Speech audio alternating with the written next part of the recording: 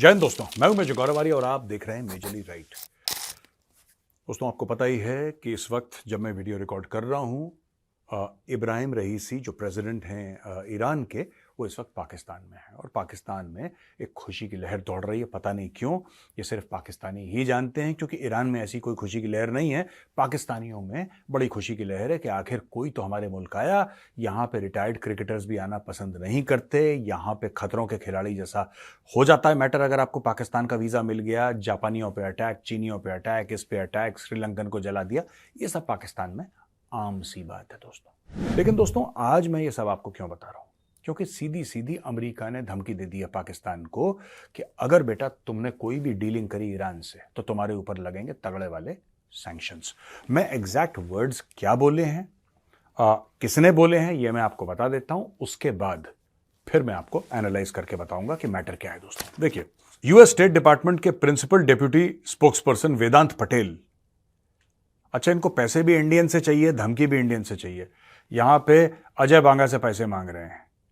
यहां पे वो लेडी है, क्या नाम है, गोपीनाथ, उससे पैसे मांग रहे हैं आईएमएफ में, किसी वर्ल्ड बैंक पर। और यहां पे वेदांत पटेल है, ये वेदांत पटेल से धमकी भी खा रहे हैं। देखो, वेरी गुड, शाबाश पाकिस्तानियों, तुमने पार्टीशन के बाद तुम्हें देश मिल गया, लेकिन हिंदुस्तानियों से पीछा नहीं छूटा तुम्हारा है।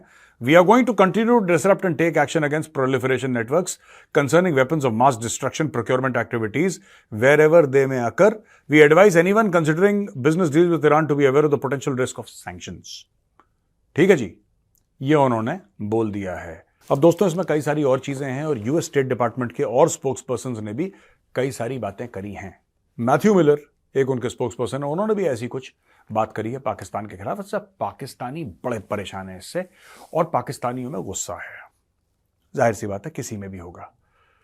पाकिस्तानी जो टेलीविजन है वो सिर्फ एक बात पे फोकस कर रहा है दोस्तों, कि भारत को तो सब कुछ मिलता है, हमें नहीं मिलता। भारत को तो कोई कुछ मना नहीं करता।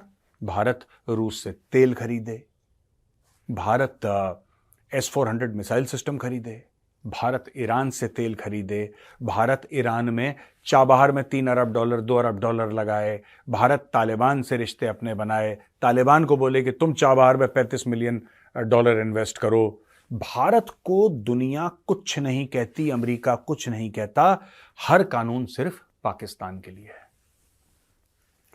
दोस्तों, ये जो जबान है ना, टिपिकल लूजर्स जो होते हैं ना, हारे हुए खिलाड़ी जो अपनी हार मानने को तैयार नहीं है लेकिन हार चुके हैं, चित पड़े हैं जमीन पे, ठीक है, उनको पटक दिया गया जमीन पे, चित पड़े हैं, लेकिन अपनी हार वो नहीं मानने को तैयार है। पाकिस्तान टिपिकली एक ऐसा ही देश है। अब मैं आपको एनालाइज करके बताता हूं क्यों। देखिए, ये कह रहे हैं ईरान के साथ धंधा करेंगे, साफ यूएस ने मना कर दिया कि बेटा तुम्हें रगड़ दिया जाएगा।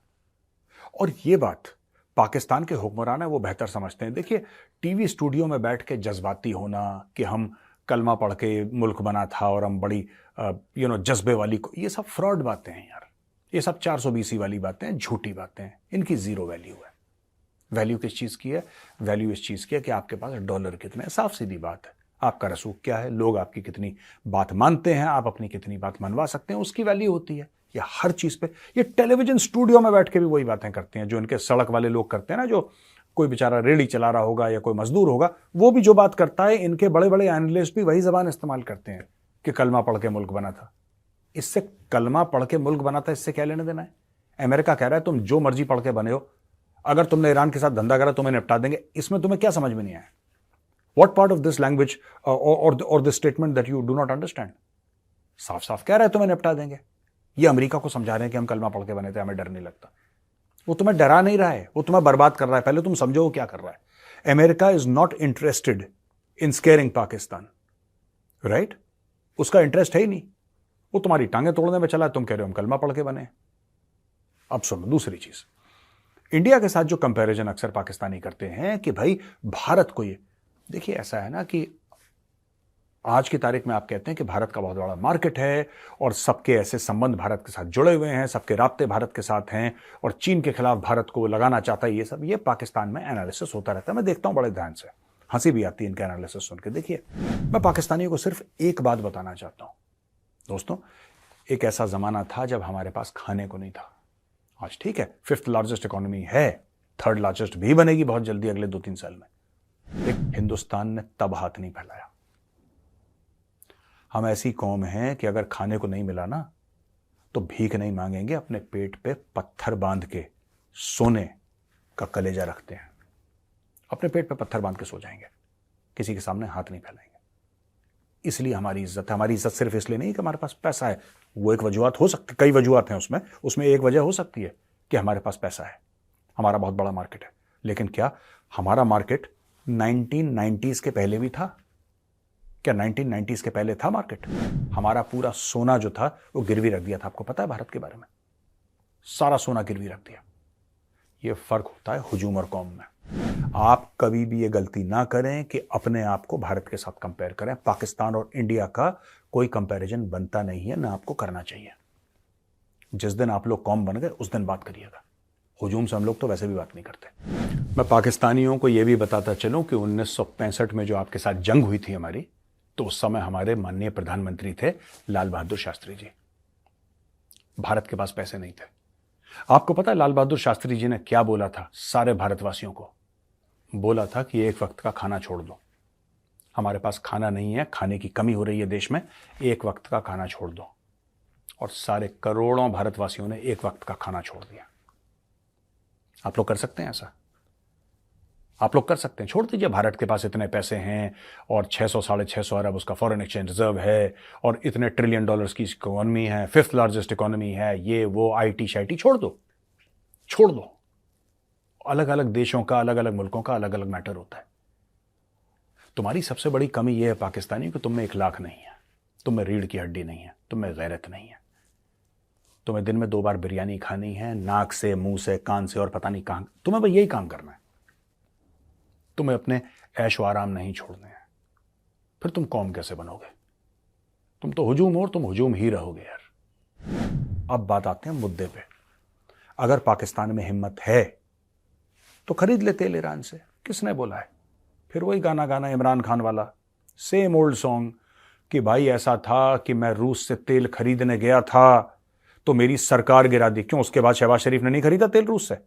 खरीदा ना, रूस का तेल आया, रूस का तेल आया पाकिस्तान में, उसकी सरकार तो नहीं गई। ये सब पाकिस्तानी एक झूठ सिखाने वाली, अपने बच्चों को झूठ की खुराक देने वाली कौम। सारे पीटीआई वाले एक बात मानते हैं, सारे पाकिस्तान तहरीक इंसाफ वाले, इमरान खान ने क्योंकि वो रूस पहुंच गया था तेल खरीदने के लिए, इसलिए उसकी सरकार गिरा दी। पूरा झूठ, पूरा झूठ। फिर शहबाज शरीफ ने भी खरीदा, उसकी सरकार क्यों नहीं गिराई? नहीं, वो इमरान खान इतना हैंडसम था और उसने 1992 का वर्ल्ड कप जीता है, इसलिए उसकी सरकार गिरा दी। अभी ये ऐसी बातें करते हैं पाकिस्तानी। खैर, coming back to the point ladies and gentleman, Iran और पाकिस्तान की मुझे नहीं लगता कि कोई डील होने वाली है। कोई डील होने वाली है, मुझे नहीं लगता। ये सब इस्लाम का चूरन बेचते हैं जो गरीब लोग हैं। पाकिस्तान की बात कर रहा हूं मैं। ये इस्लाम का चूरन बेचते हैं कि 80 भी मुसलमान थे, तुसी मुसलमान थे, जिहाद फी सबीलिल्लाह थे, चढ़ दौड़ेंगे इजरायली। आपको पता है कश्मीर तक का नाम लेना ठीक नहीं समझा ईरान के प्रेसिडेंट ने। इब्राहिम रईसी आया, उसने कश्मीर का नाम नहीं लिया। उसके पहले सऊदी वाले आए थे, कश्मीर का नाम नहीं लिया। पाकिस्तान उनके घुटने पकड़ता रह गया, पैर पकड़ते रह गया कि भाईजान कुछ तो कर लो, कुछ तो बोल दो। Sorry, we will not take Kashmir name. हाँ, उसने फिलिस्तीन की बात करी। उसने ये बोला कि ईरान खड़ा है फिलिस्तीनियों के साथ, ये बोला उसने। उसकी मर्जी है, वो बोल सकता है जो भी बोले, वो कहीं भी बोले वो। लेकिन किसी ने कश्मीर का नाम नहीं लिया। क्यों नहीं लिया? क्यों नहीं लिया कश्मीर का नाम? क्योंकि कश्मीर उनके लिए मैटर है ही नहीं यार। ये पाकिस्तानी हैं बिल्कुल पागल के बच्चे, जो हर जगह या तो पैसा नहीं मिलता तो कहते हैं चलो कश्मीर तो बोल दो। नहीं बोलना उसको, उसकी बला से उसको कोई फर्क नहीं पड़ता कश्मीर के बारे में। He does not care, nobody cares, it's only the Pakistanis. And even Pakistan को जो अशराफिया वो भी केयर नहीं करता, बाय द वे। पाकिस्तान के जर्नल केयर नहीं करते, पाकिस्तान का जो क्रीम है, एलिट है, वो केयर नहीं करता, जो अशराफिया वो केयर नहीं करता। ये सिर्फ जो गरीबों को जिहाद का चूरन खिलाया गया, जिहाद का गाजर खिलाया गया, वही लोग बकवास करते रहते हैं। सऊदी अरब ने नहीं बोला कश्मीर के बारे में, नहीं इंडिया बहुत बड़ा मार्केट है और ये है वो है। ठीक है, तुम बन जाओ बड़े मार्केट, किसने रोका है तुम्हें? तो भाई साहब, आज की तारीख में मैं आपको ये बता दूं कि एमओयू साइन करके गए हैं। एमओयू कई सारे साइन करके गए हैं कि ये एमओयू ये करेंगे वो करेंगे, कख नहीं होने वाला। ठीक है, इनके बस का कुछ नहीं है, ना पाकिस्तान का इतनी एपेटाइट है पाकिस्तान की कि हजम कर ले चीज। अगर ये कौम होती ना, ये अमेरिका से बोलती कि अमेरिका बहादुर, ठीक है तुम सुपर पावर हो गए, लेकिन अगर हमारे लोगों के मफाद में है तो हम ईरान से तेल खरीदेंगे, तुम्हें रोकना है तो तुम रोक लो। ये इनके बयान होते हैं। लेकिन इनके बयान कैसे हो सकते हैं यार? इनके बच्चे तो अमेरिका में रहते हैं, इनके घर है अमेरिका में, इनकी इन्वेस्टमेंट है अमेरिका में, इनकी इन्वेस्टमेंट गोरे देशों में है, राइट? ये दुबई में इनके बड़े बड़े महल हैं यार। आपको लगता है ये लोग अमेरिका के खिलाफ जाएंगे? इनकी इन्वेस्टमेंट डूब जाएगी रातों रात? लगता है आपको ऐसा? सोचिएगा जरा। और कोई पाकिस्तानी भाई बहन अगर देख रहा हो ये वीडियो तो कमेंट्स में जरूर लिखे कि मेजर ने ठीक बोला कि गलत बोला।